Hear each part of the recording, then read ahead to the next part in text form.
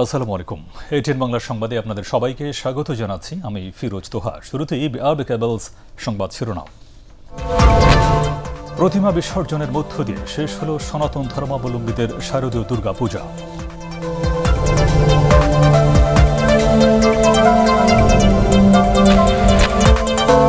প্রায় 11 ঘণ্টা পর মোবাইল ফোনের 3G ও 4G ইন্টারনেট সেবা চালু।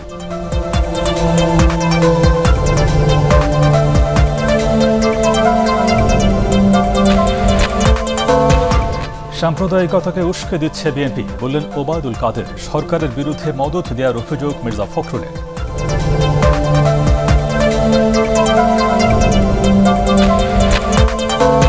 এবং মামলা জট কমাতে বাড়ানো হবে আদালত ও বিচারকের সংখ্যা, জানালেন আইনমন্ত্রী।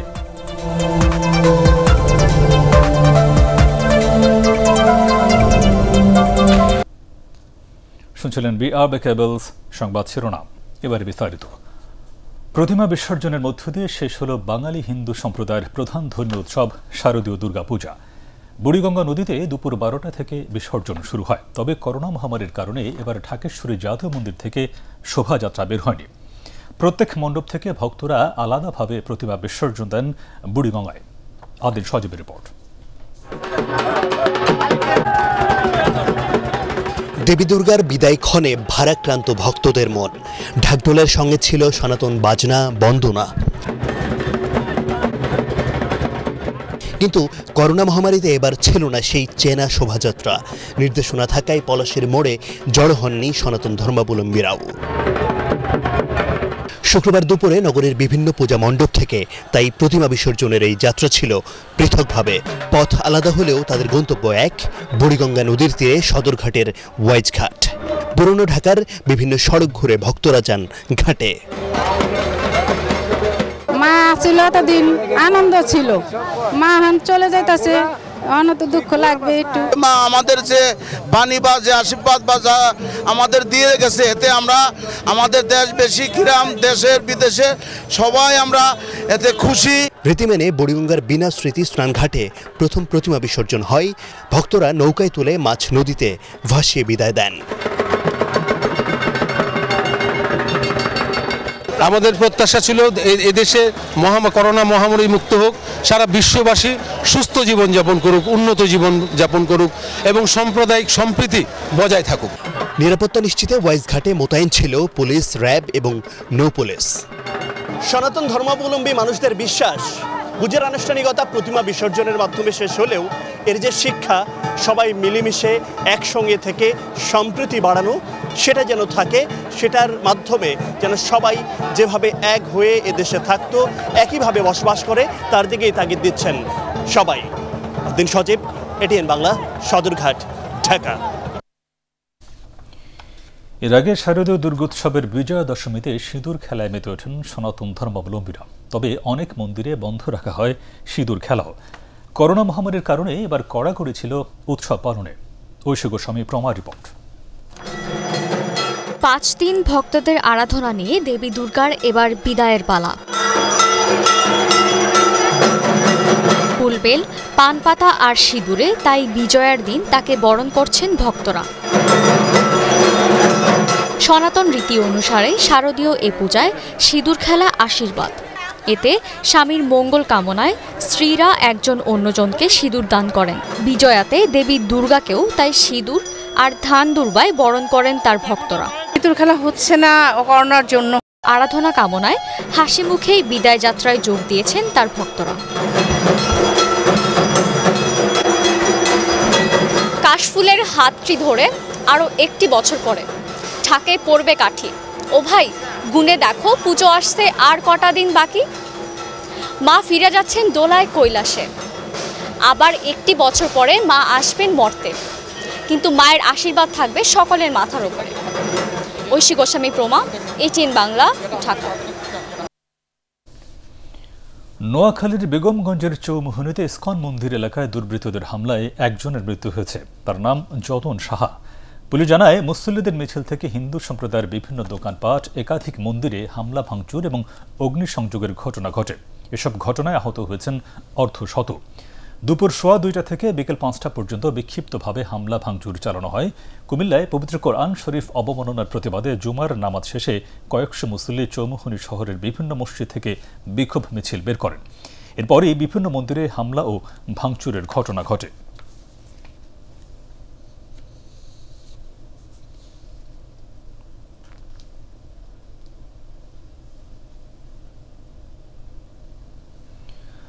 পবিত্র কোরআন শরীফ অবমাননার প্রতিবাদে বিক্ষোভকারীদের সাথে আইনশৃঙ্খলা রক্ষাকারী বাহিনীর সংঘর্ষের ঘটনা ঘটেছে। এ সময় অন্তত 3 জনকে আটক করে পুলিশ। দুপুরে জুমার নামাজের পর বাইতুল মোকাররম জাতে মসজিদ থেকে মালিবাগ মুসলিম যুব সমাজের ব্যানারে একটি বিক্ষোভ মিছিল বের হয়। মিছিলটি কাকরাইল মোড়ে পৌঁছলে তাদের শান্তিপূর্ণভাবে মিছিল শেষ করার অনুরোধ করে আইনশৃঙ্খলা বাহিনী। এ সময় বিক্ষোভকারীরা উত্তেজিত হয়ে উঠলে সংঘর্ষ শুরু হয়। এক পর্যায়ে বিক্ষোভকারীরা ইট পাথর ছোড়া শুরু করলে পরিস্থিতি নিয়ন্ত্রণে আনতে টিয়ার শেল ও রাবার বুলেট ছোড়ে পুলিশ। এই ঘটনায় জড়িতদের খুঁজে বের করা হবে বলে পুলিশ জানিয়েছে।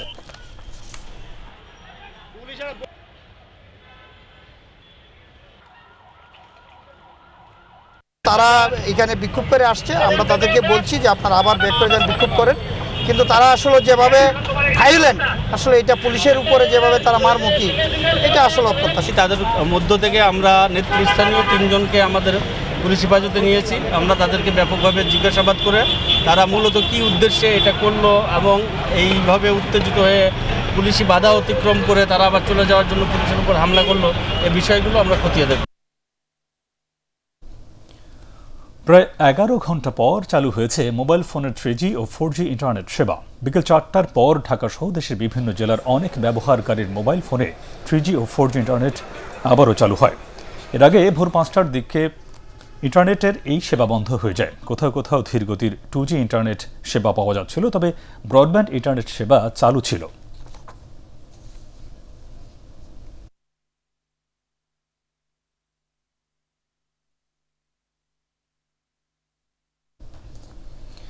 বিএনপি নতুন করে দেশের সাম্প্রদায়িকতাকে উস্কে দিচ্ছে বলে অভিযোগ করেছেন আওয়ামী লীগ সাধারণ সম্পাদক ওবায়দুল কাদের।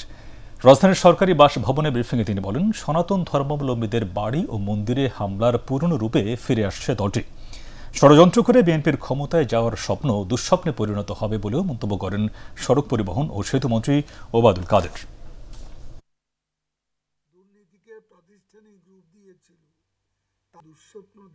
কুমিল্লার পূজা মণ্ডপের ঘটনা, বিএনপির বক্তব্য অনেকটা ঠাকুর ঘরে কে রে আমি কলা খাই না এর মতো। তারা নতুন করে সাম্প্রদায়িক শক্তিকে উস্কে দিচ্ছে এবং তাদের সহযোগিতার অভিযোগ পাওয়া যাচ্ছে। দেশের প্রকৃত সমস্যা আড়াল করতেই সরকার সাম্প্রদায়িক ঘটনায় উস্কানি ও মদদ দিচ্ছে বলে অভিযোগ করেছেন বিএনপি মহাসচিব মির্জা ফখরুল ইসলাম আলমগীর। চট্টগ্রামে সাংবাদিকদের প্রশ্নের জবাবে তিনি দাবি করেন, সরকার উদ্দেশ্যমূলকভাবে সব ঘটনা ঘটাচ্ছে। তার ভাষায়, এসব ঘটনার মধ্য দিয়ে সরকার মূল সংকট থেকে জনগণের দৃষ্টি ভিন্ন দিকে নেয়ার চেষ্টা করছে। এ ধরনের ঘটনার নিন্দা জানিয়ে দোষীদের চিহ্নিত করে অবিলম্বে আইনের আওতায় আনার দাবি জানান মির্জা ফখরুল। সরকার ক্ষমতায় আসার পর থেকে প্রায়শই দেখতে পাচ্ছি যে সাম্প্রদায়িক যে সম্প্রীতি সেটা ক্ষুণ্ণ হচ্ছে। সরকারের কোনো মহলের ইঙ্গিতে, তাদের মদতে তারা এই ধরনের দুর্ঘটনা ঘটায়। ক্ষমতাকে টিকিয়ে রাখার জন্য মূল যে আপনার যে সংকটগুলো, সেগুলোকে দৃষ্টি জনগণের কাছ থেকে সরিয়ে নেওয়ার জন্য তারা ভিন্ন খাতে প্রভাবিত করার চেষ্টা করে। করোনা ভাইরাসে দেশে আরও 9 জনের মৃত্যু হয়েছে। তাদের মধ্যে 4 জন পুরুষ এবং 5 জন নারী।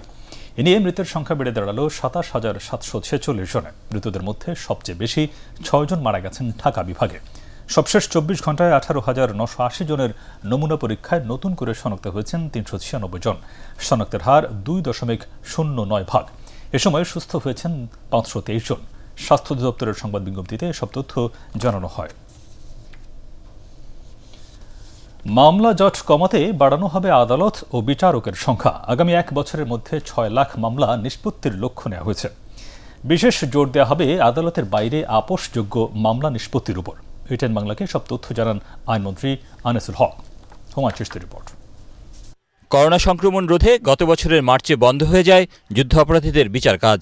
মাঝে কিছুদিন বিচার কাজ চললেও গত এপ্রিলে আবারও বন্ধ হয় যুদ্ধাপরাধ মামলার স্বাভাবিক কার্যক্রম। এরই মধ্যে গত 24 আগস্ট মারা যান ট্রাইব্যুনালের সদস্য বিচারপতি আমির হোসেন। ফলে করোনা পরিস্থিতি অনেকটা স্বাভাবিক হয়ে এলেও শুরু করা যায়নি আন্তর্জাতিক অপরাধ ট্রাইব্যুনালের কার্যক্রম। আরেকজন সদস্য নিয়োগ দেওয়ার পরে কনস্টিটিউট হবে, তারপরে আমরা আমাদের কার্যক্রম চালাবো। আমরা প্রস্তুত আছি। এখন পর্যন্ত সাক্ষীরা ভয় পায়, অথবা সাক্ষীদেরকে যারা নিয়ে আসবে তারাও ভয় পায় যে এদেরকে নিয়ে এসে আমরা তাদেরকে ইনফেক্টেড করতেছি না তারা আমাদেরকে ইনফেক্টেড করতেছে, কোথায় রাখবো, কী করবো, এটার ব্যাপারে এই ধরনের শঙ্কা এখনো আছে। গত 11 বছরে মাত্র 42টি মামলার বিচার শেষ হয়েছে। এখনও ঝুলে আছে 36টি মামলা।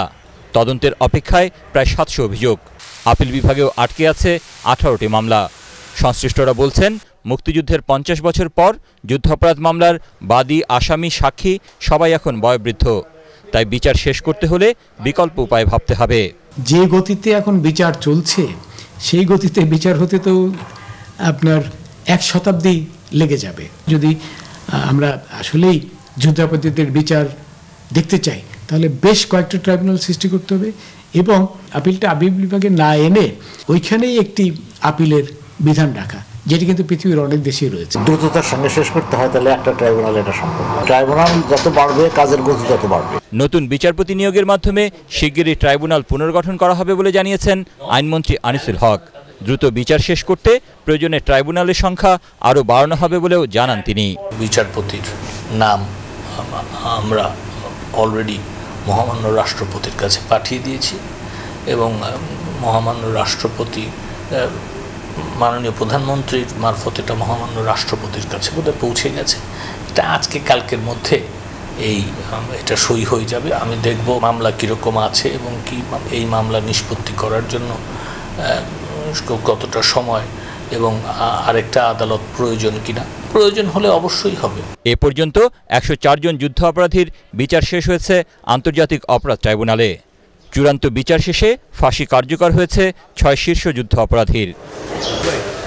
হুমায়ুন চিস্তি, এটিএন বাংলা, ঢাকা। চোখের আলো না থাকলেও মনের আলো দিয়ে প্রতিষ্ঠিত হতে চান দৃষ্টি প্রতিবন্ধীরা। সমাজ ও পরিবারের বোঝা না হয়ে দেশের উন্নয়নে ভূমিকা রাখতে চান তারা। আরও বেশি কাজের সুযোগ দেওয়ার দাবি তাদের। বিশ্ব সাদা ছড়ি দিবসের অনুষ্ঠানে দৃষ্টি প্রতিবন্ধীরা এসব কথা বলেন। রবে আক্তার, সুবর্ণা রিপোর্ট। মেধাবী ছাত্রী বর্ষা 2 বছর বয়সেই হারিয়েছেন চোখের দৃষ্টি। তারপরেও থেমে থাকেননি। মনের আলো দিয়েই মায়ের অদম্য চেষ্টায় জয় করেছেন ক্লাসের প্রথম স্থান। এবার ঢাকা বিশ্ববিদ্যালয়ে ভর্তি পরীক্ষা দিয়ে ফলাফলের অপেক্ষায় আছেন। দেশের সর্বোচ্চ বিদ্যাপীঠে ভর্তি হওয়ার সুযোগ পেলে স্বপ্ন পূরণের পথ এগিয়ে যাবেন আরও এক ধাপ। এই হিসেবে তো তারপরও কিছু না কিছু প্রতিকূলতা থাকে একা রাস্তায় চলাফেরার ক্ষেত্রে। দেখা যায় কারো গাইডেন্সের প্রয়োজন হয়, তো সেক্ষেত্রে যদি সবাই সচেতন হয়। আমি এখন এই মেয়ে নিয়ে খুব গর্ববোধ করি যে ও ঢাকা ভার্সিটিতে পরীক্ষা দিছে। বর্ষার মতো আরও অনেক দৃষ্টি প্রতিবন্ধী আছেন যারা নিজের চেষ্টায় এগিয়ে যাচ্ছেন, বদলে দিয়েছেন প্রচলিত ধারণা। দৃষ্টি প্রতিবন্ধীদের প্রতি আমরা যেন একটু সদয় হই আর তাদের নিরাপত্তার জন্য আমরা যেন একটু চেষ্টা করি। ছোটবেলা থেকে যেহেতু আমার আব্বু আম্মু ছিল না, আমি একটু অবহেলার শিকার ছিলাম অনেক বেশি। সো তখন থেকে একটু কাজ করতো যে আমি এত অবহেলার শিকার, তো আমি মানুষকে দেখায় দিব পড়াশোনা করে। শিক্ষিত প্রতিবন্ধী ব্যক্তি যারা আছে তাদেরকে কর্মসংস্থানের ব্যবস্থা করা হোক। চিকিৎসা বিজ্ঞান বলছে বংশগত কারণেই অনেকেই দৃষ্টি প্রতিবন্ধী হয়। তাদের কল্যাণে আইন অনুযায়ী কাজ করা হবে বলে জানিয়েছেন সমাজ কল্যাণ মন্ত্রী নুরুজ্জামান আহমেদ। প্রতিবন্ধীদের জন্য আমাদের সবাইকে আন্তরিকতা নিয়ে প্রতিবন্ধীদের জন্য কাজ করতে, প্রতিবন্ধীদেরকে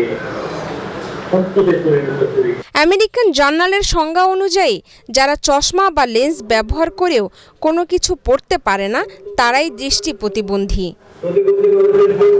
রাবে আক্তার, সুবর্ণা, এটিএন বাংলা, ঢাকা। চট্টগ্রামের মুরাদপুরের একটি বাসা থেকে একই পরিবারের 3 জনের লাশ উদ্ধার করা হয়েছে। এই ঘটনায় জিজ্ঞাসাবাদের জন্য সোহেল নামের একজনকে আটক করেছে পুলিশ। এর আগে বৃহস্পতিবার মিরসরাইয়ের একটি বাসা থেকে স্বামী স্ত্রী এবং সন্তানের লাশ উদ্ধার করা হয়। চট্টগ্রাম থেকে আবুল হাসনাদের রিপোর্ট, জানাচ্ছেন বিপ্লব রায়। ভোরে চট্টগ্রামের মুরাদপুরে ইসমাইল কলোনির বাসায় গিয়ে ঘরের ভেতর দরজা বন্ধ পেয়ে থানায় ফোন করেন নিহত সুমিতার স্বামী সোহেল। এরপর পুলিশ দরজা ভেঙে ফ্যানের সাথে ঝুলন্ত অবস্থায় দুজন ও বিছানা থেকে একজনের লাশ উদ্ধার করে। নিহতরা হলেন মা সুমিতা খান, 7 বছরের মেয়ে জান্নাত আরামুন ও 3 বছরের শিশু সান। ঘটনার সময় সোহেল বাসায় ছিলেন না। বিষয়টি প্রাথমিকভাবে আত্মহত্যা বলে মনে করছেন পুলিশ কর্মকর্তারা। প্রাথমিকভাবে বোঝা যাচ্ছে যে যেহেতু ঘর তালাবদ্ধ ছিল ভিতর থেকে, আমরা আত্মহত্যার মধ্যে আমাদের কাছে মনে হচ্ছে, বাকিটা অনুসন্ধানের তদন্ত। পড়শিরা জানান, নিহত সুমিতার স্বামী মুরাদপুর মোড়ে হারবালের ওষুধ বিক্রি করতেন। তাদের বাড়ি সিরাজগঞ্জের কাজিরপুর উপজেলার খোকসা গ্রামে। তাদের মধ্যে পারিবারিক কলহ ছিল কিনা তাও খতিয়ে দেখছে পুলিশ। এটা অ্যাকচুয়ালি তাদের ভিতরে কোনো দ্বন্দ্ব ছিল কিনা এটা জিজ্ঞাসাবাদে পরবর্তীতে জানা। এর আগে বৃহস্পতিবার ভোরে মিরসরাই উপজেলার জোরারগঞ্জের সোনাপাহাড় এলাকার একটি বাসা থেকে মুদি ব্যবসায়ী মোস্তফা সওদাগর, তার স্ত্রী জেসমিন ও ছেলে আহমেদের লাশ উদ্ধার করে পুলিশ। বিপ্লব রায়, এটিএন বাংলা। আনুষ্ঠানিকভাবে যাত্রা শুরু করলো এটিএন ই-মার্ট। বিকেলে রাজধানীর পুলিশ প্লাজায় এটিএন বাংলা ও এটিএন নিউজের chairman doctor Mahfuzur Rahman ATN ই-মার্টের উদ্বোধন করেন। দেশের 475টি উপজেলায় নারী উদ্যোক্তা তৈরির মাধ্যমে দক্ষিণ কোরিয়া সহ বিশ্বের বিভিন্ন দেশের অর্গানিক পণ্য সরবরাহের উদ্দেশ্যে এটিএন ই-মার্টের এই পথ চলা শুরু। এটিএন বাংলার চেয়ারম্যানের উপদেষ্টা আমির মোতাহার হাসান, এটিএন ই-মার্টের ব্যবস্থাপনা পরিচালক AK-M মুজিবুর রহমান, নির্বাহী পরিচালক MD বাদশা আলমগীর এ সময় অন্যান্যের মধ্যে উপস্থিত ছিলেন। পরে এটিএন ই-মার্টের সাফল্য কামনা করে মিলাদ মাহফিলের আয়োজন করা হয়।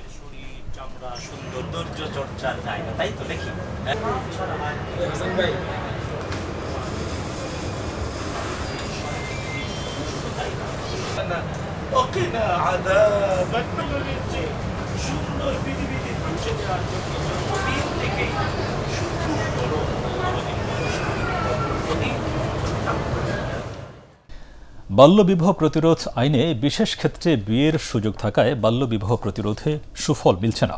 এটিএন বাংলার FDC স্টুডিওতে আয়োজিত বিতর্ক প্রতিযোগিতায় জয়ত প্রেস ক্লাবের সভাপতি ফরিদ ইয়াসমিন এই মন্তব্য করেন। এতে ডিবেট ফর ডেমোক্রেসির চেয়ারম্যান হাসান আহমেদ চৌধুরী কিরণ বলেন, বাল্যবিবাহ প্রতিরোধে সবাইকে দায়িত্বশীল আচরণ করতে হবে। ফজর আব্দুর রিপোর্ট। বাল্যবিবাহে বাংলাদেশের অবস্থান এখন বিশ্বের চতুর্থ। আফ্রিকা মহাদেশের পিছিয়ে পড়া 3টি দেশ এক্ষেত্রে বাংলাদেশ থেকে পিছিয়ে আছে। নানা উদ্যোগে এই প্রবণতা কমে আসলেও করোনাকালে বাংলাদেশে বেড়েছে বাল্যবিয়ের সংখ্যা। ডিবেট ফর ডেমোক্রেসির আয়োজনে সংসদীয় ধারার বিতর্কের বিষয় ছিল সম্প্রতি করোনার কারণে বাল্যবিবাহ বৃদ্ধি পেয়েছে। বাল্যবিবাহের মতো একটি বিবাহের মতো আনুষ্ঠানিক প্রোগ্রাম কিভাবে সংগঠিত হচ্ছে প্রত্যেকটি বাল্যবিবাহ ঘরে ঘরে গোপনে দেওয়া হয়। বাল্যবিবাহ রোধে 8 দফা সুপারিশ তুলে ধরে এ বিষয়ে সর্বাত্মক সামাজিক আন্দোলন গড়ে তোলার তাগিদ দেন ডিবেট ফর ডেমোক্রেসির চেয়ারম্যান হাসান আহমেদ চৌধুরী কিরণ। সরকারের কাছে কোনো হিসাব নাই যে কোথায় একটা কিশোরী মেয়ে রয়েছে, যে মেয়েটি ভালনারেবল অবস্থা রয়েছে, তাকে তার পরিবার বিয়ে দিতে পারে, এবং সেই হিসাবটি আমরা ইউনো হোক, জেলা প্রশাসক হোক, থানা প্রশাসনের মাধ্যমে সেই খোঁজখবর রেখে আমরা বাল্যবিবাহ রোধ করতে হলে সেই দরিদ্র পরিবারের সেই দরিদ্র মেয়েটার জন্য আমরা একটা প্রণোদনা এবং বিশেষ একটা আর্থিক বরাদ্দ দিলে সেখানে বাল্যবিবাহ বন্ধ করা সম্ভব, আমরা সেই সুপারিশ করছি। জাতীয় প্রেস ক্লাবের সভাপতি ফরিদা ইয়াসমিনের মতে, বাল্যবিবাহ প্রতিরোধ আইনে থাকা বিশেষ পরিস্থিতিতে বাল্যবিয়ের স্বীকৃতির সুযোগ নিচ্ছে অনেকেই। আমরা মনে করি যে এই বিশেষ ব্যবস্থারও কোনো প্রয়োজন নাই, কারণ বিশেষ ব্যবস্থা থাকলে বিশেষ ব্যবস্থার সুযোগ নেওয়া হয়। আইনে যদি ফাঁকফোকর না থাকে তাহলে এই ঘটনাগুলো হয়তো যারা ঘটাচ্ছে তারা হয়তো একটু চিন্তা করতে পারে। প্রতিযোগিতায় শহীদ স্মৃতি কলেজকে হারিয়ে বিজয়ী হয় ঢাকা সিটি কলেজ। ফজল রাব্বি, এটিএন বাংলা, ঢাকা। মাগুরা সদর উপজেলার জগদল ইউনিয়নে 2 ইউপি সদস্য প্রার্থীর সমর্থকদের মধ্যে সংঘর্ষে 2 ভাই সহ অন্তত 4 জন নিহত হয়েছেন। এই ঘটনায় আহত হন কমপক্ষে 20 জন। নিহতরা হলেন কবির মোল্লা, ইমরান হোসেন, রহমান মোল্লা এবং সবুর মোল্লা। তাদের মধ্যে সবুর মোল্লাকে জবাই করে হত্যা করা হয়েছে বলে জানা গেছে। মাগুরার অতিরিক্ত পুলিশ সুপার কামরুল হাসান জানান, আগামী 11 নভেম্বরের ইউনিয়ন পরিষদ নির্বাচনকে সামনে রেখে 2 পক্ষের মধ্যে এই সংঘর্ষের ঘটনা ঘটে। আহতদের মধ্যে গুরুতর 8 জনকে মাগুরা 250 শয্যা হাসপাতালে ভর্তি করা হয়েছে। জেলা পুলিশ সুপার জহিরুল ইসলাম জানান, এই ঘটনায় জড়িতদের গ্রেফতারে অভিযান চলছে।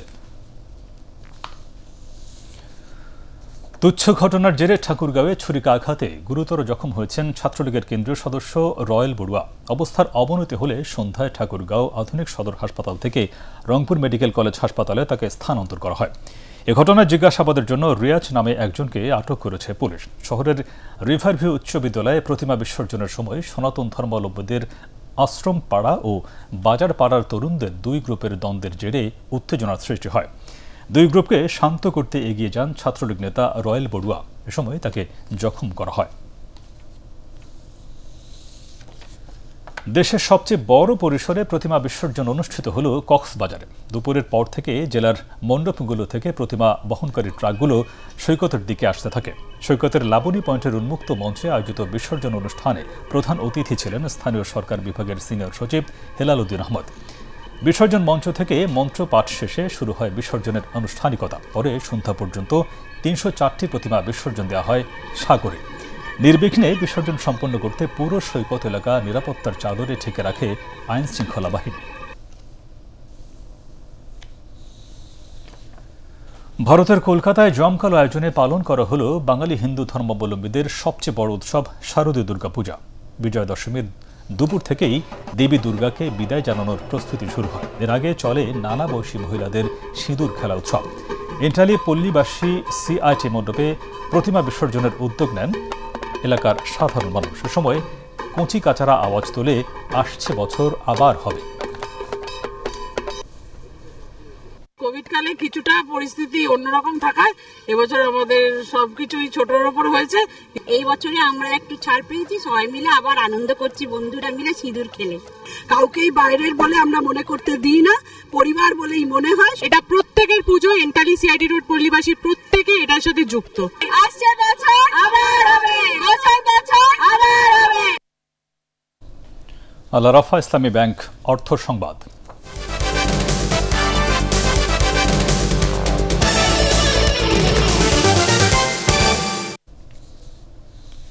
গত দুদিনে দাম কিছুটা কমলেও আবার অস্থির পেঁয়াজের বাজার।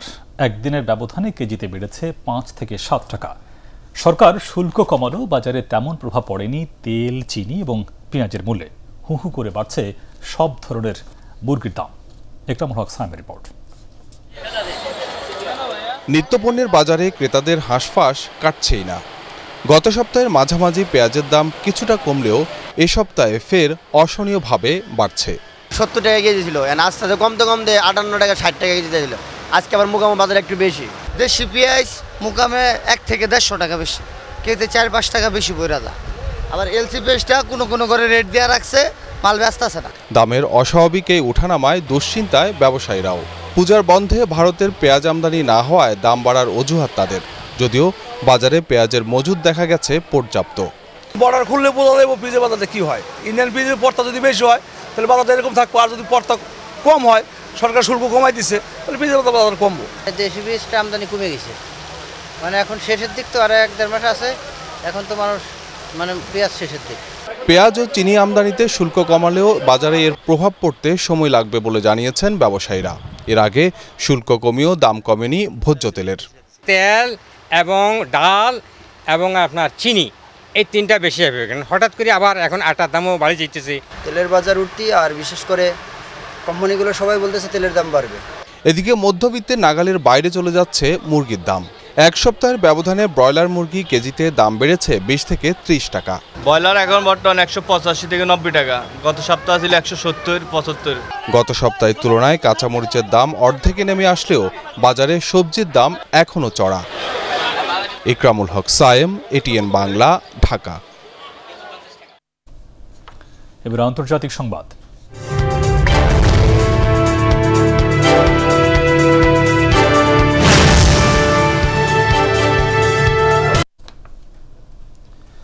যুক্তরাজ্যে দুর্বৃত্তের ছুরিকাঘাতে খুন হয়েছেন ক্ষমতাসীন কনজারভেটিভ পার্টির এমপি স্যার ডেভিড অ্যামস। এই ঘটনায় জড়িত সন্দেহে একজনকে আটক করেছে পুলিশ।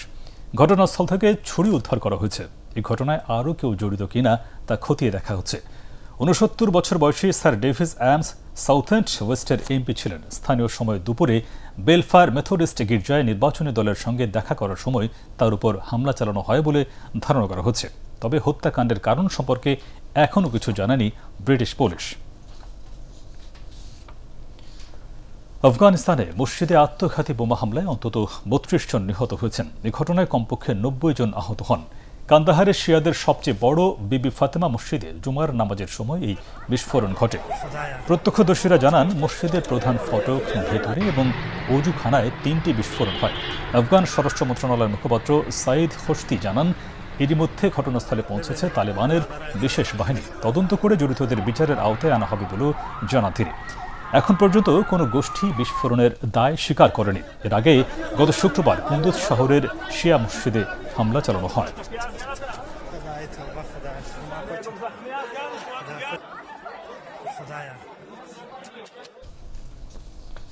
এবার বিশ্ব হাত ধোয়া দিবসের খবর।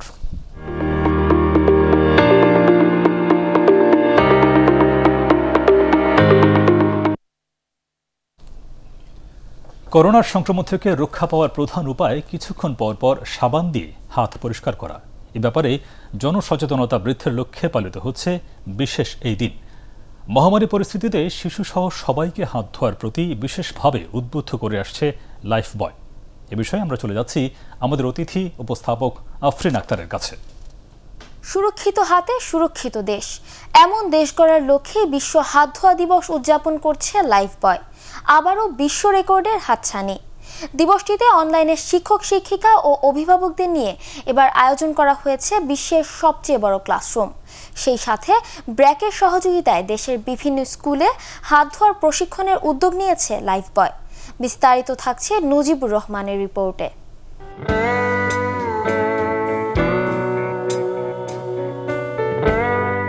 সঠিকভাবে হাত ধোয়ার অভ্যাস সব বয়সী মানুষের জন্য হতে পারে জীবন রক্ষাকারী অস্ত্র। আর মহামারীর এই সময়টায় হাত ধোয়ার কোনো বিকল্প নেই। আর তাই বিশ্ব হাত ধোয়া দিবসের স্লোগান, সুরক্ষিত হাতে সুরক্ষিত দেশ। পরিবারের সদস্য সহ নিজেকে সুরক্ষিত রাখতে সাবান দিয়ে হাত ধোয়ার কোনো বিকল্প নেই। এই গুরুত্ব সামনে রেখে বিশ্ব হাত ধোয়া দিবসে লাইফবয় এবং ব্র্যাকের সহযোগিতায় দেশের প্রায় ৭০০ স্কুলে আয়োজন করা হয়েছে সপ্তাহব্যাপী হাত ধোয়া কর্মসূচি, যেখানে প্রায় ৩ লাখ শিশুকে হাত ধোয়া শিখিয়েছে লাইফবয়। হাত ধোয়ার মতো জীবন রক্ষাকারী অভ্যাস গড়ে তোলার পেছনে কাজ করছে লাইফবয়। সপ্তাহ জুড়ে এ কর্মসূচিতে শিক্ষক শিক্ষার্থীদের অংশগ্রহণ ছিল উৎসবমুখর। অনুষ্ঠানে করোনা মহামারী মোকাবেলায় হাত ধোয়ার উপর জোর দেন বক্তারা। তোমাদের জন্য যে আজকের আয়োজন সেটি নিঃসন্দেহে প্রশংসনীয় এবং সেটির যে ফলাফল সেটি আরো কয়েক জেনারেশন ধরে সেটি ভোগ করবে। করোনার সময় আমরা আবার টের পেয়েছি যে আমাদের হাত ধোয়াটা কি জরুরি, কারণ 20 সেকেন্ড ধরে আমাদের হাত ধোয়ার কথা বলা হয়েছে। আগে আমরা হাত দিবস প্রতি বছর পালন করেছি, এখন আমরা প্রতিনিয়ত আমরা এই হাত ধোয়ার প্র্যাকটিস করতে হচ্ছে। এই কর্মসূচির মাধ্যমে শিশুদের মধ্যে সঠিক প্রক্রিয়ায় হাত ধোয়ার অভ্যাস যেমনি গড়ে উঠবে, তেমনি এই অভ্যাস বিভিন্ন বয়সী মানুষের মাঝে ছড়িয়ে দিতেও ভূমিকা রাখবে বলে মনে করেন আয়োজকরা। এরই মধ্যে গ্লোবাল হ্যান্ড ওয়াশিং ডে উপলক্ষে হতে হাত ধোয়া, এইচ ফর হ্যান্ড ওয়াশিং এই বার্তা শিশুদের মাঝে ছড়িয়ে দিতে তা প্রাথমিক শিক্ষায় অন্তর্ভুক্ত করার প্রস্তাব দিয়েছে লাইফবয়। নিজের ও পরিবারের সুরক্ষার জন্য ব্যবহার করতে হবে 99.9% জীবাণু ধ্বংসকারী লাইফবয় হ্যান্ডওয়াশ। দেশে এখন পর্যন্ত সঠিকভাবে হাত ধোয়া শেখা শিশুর সংখ্যা 1,10,00,000-এরও বেশি। নজিবুর রহমান, এটিএন বাংলা, ঢাকা। এবারে টি-20 বিশ্বকাপের খবর।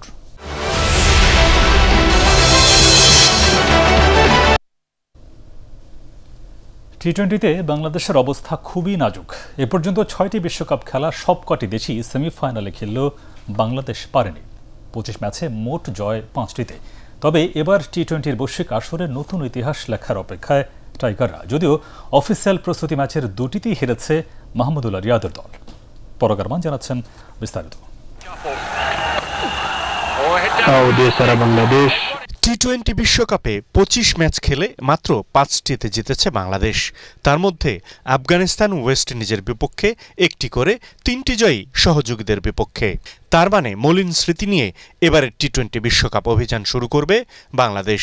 2007 সাল থেকে 2016 6টি টি-20 বিশ্বকাপ খেলা দেশের মধ্যে একমাত্র বাংলাদেশই সেমিফাইনাল খেলতে পারেনি। এমনকি বিশ্বকাপের সুপার 10 পর্বের আগে বাংলাদেশকে বাছাই পর্বেও খেলতে হয়েছে 2014 ও 2016 সালে। এবারও সুপার 12-এ খেলতে হলে লাল সবুজের দলকে পেরোতে হবে বাছাই পর্বের হার্ডল। আর শেষ চারে পা রাখতে হলে বাংলাদেশকে জিততে হবে অন্তত 5টি ম্যাচ। এদিকে সুপার 8 ও সুপার 10 পর্বে একটিও ম্যাচ জেতেনি টাইগাররা। অথচ 2007 সালে বাংলাদেশ টি-20 বিশ্বকাপের শুরুটাই করেছিল জয় দিয়ে। সেবার নিজেদের প্রথম ম্যাচে আশরাফুলের 17 বলে 61 রানের দারুণ এক ইনিংসে পরাক্রমশালী ওয়েস্ট ইন্ডিজকে হারিয়েছিল। পরের 4 ম্যাচ অবশ্য জয়বিহীন। 2009 টি-20 বিশ্বকাপে বাংলাদেশ জিততে পারেনি একটি ম্যাচও। 2010 ও 2012 সালে প্রথম 2 ম্যাচে হেরে গ্রুপ পর্বেই গুড বাই জানাতে হয়েছে বিশ্বকাপকে। ঘরের মাঠে 2014 টি-20 বিশ্বকাপেও ব্যর্থতার ছবি বদলায়নি। গ্রুপ পর্বে 2টি ম্যাচ জিতলেও সুপার 10-এর সবকটি ম্যাচ হেরেছিল লাল সবুজের দল। 2016 বিশ্বকাপেও ব্যর্থতায় ঘুরপাক বাংলাদেশের। এবার এইসব মলিন স্মৃতি পেছনে ফেলে বিশ্বকাপে ভিন্ন গল্প লেখার প্রত্যয় মাহমুদুল্লাহ ব্রিগেডের। পরাগারমান, এটিএন বাংলা। এবারে পার্টেক্স খেলার খবর।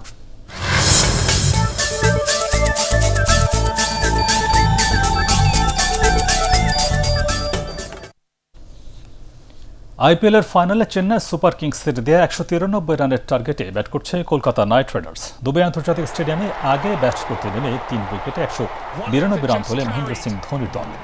ফাফ ডুপ্লেসিসের ব্যাট থেকে আসে 86 রান। এছাড়া 20 বলে 37 রান করেন মঈন আলী। 3 ওভারে 33 রান দিয়েছেন সাবেক বাংলাদেশ অধিনায়ক সাকিব আল হাসান।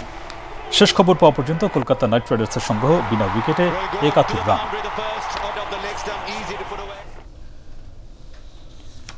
ডাম্বুলায় 5 ম্যাচ সিরিজের প্রথম ওয়ানডেতে শ্রীলঙ্কা অনূর্ধ্ব 19 দলের কাছে 42 রানে হেরেছে বাংলাদেশের যুবারা। আগে ব্যাট করে 9 উইকেটে 228 রান তুলে স্বাগতিকরা। সর্বোচ্চ 67 রান করেন পাওয়ান পাথিরাজা। রিপন মণ্ডল 3 উইকেট নেন। জবাবে সফরকারীদের হয়ে একাই লড়াই করেন আয়েচ মোল্লা। দশম ব্যাটসম্যান হিসেবে আউট হওয়ার আগে খেলেন 86 রানের ইনিংস। শেষ খবর পাওয়া পর্যন্ত 22 বল বাকি থাকতে সফরকারীরা অল আউট হয় 186 রানে।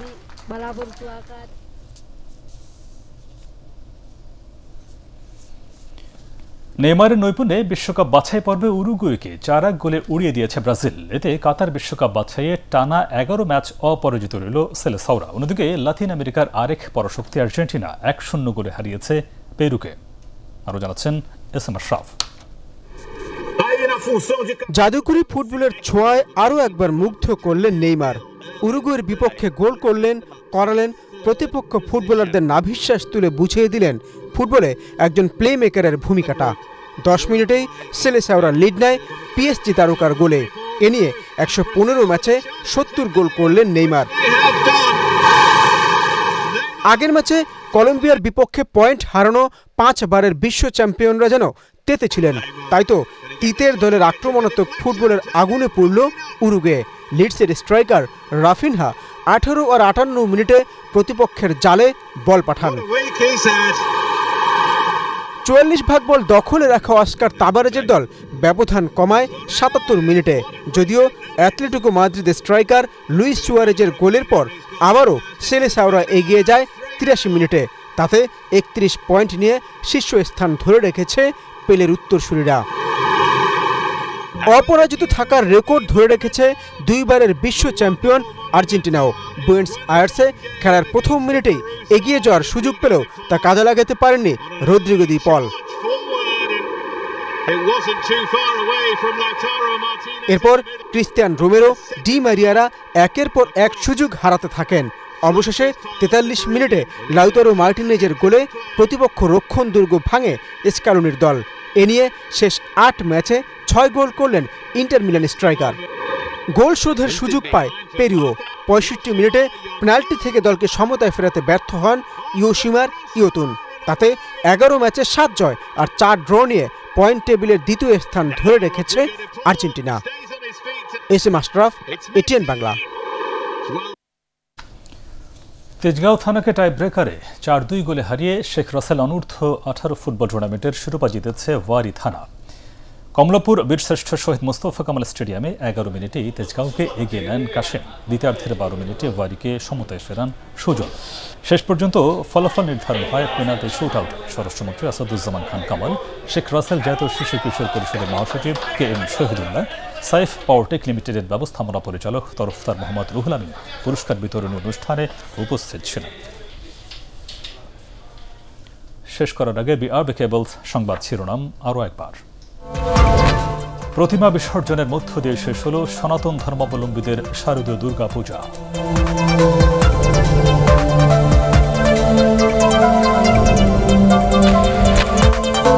প্রায় 11 ঘন্টা পর মোবাইল ফোনে 3G ও 4G ইন্টারনেট সেবা চালু।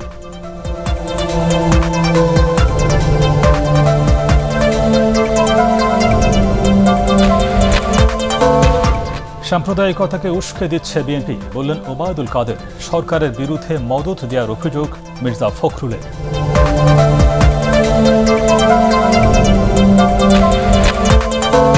এবং মামলা জট কমাতে বাড়ানো হবে আদালত ও বিচারকের সংখ্যা, জানালেন আইনমন্ত্রী।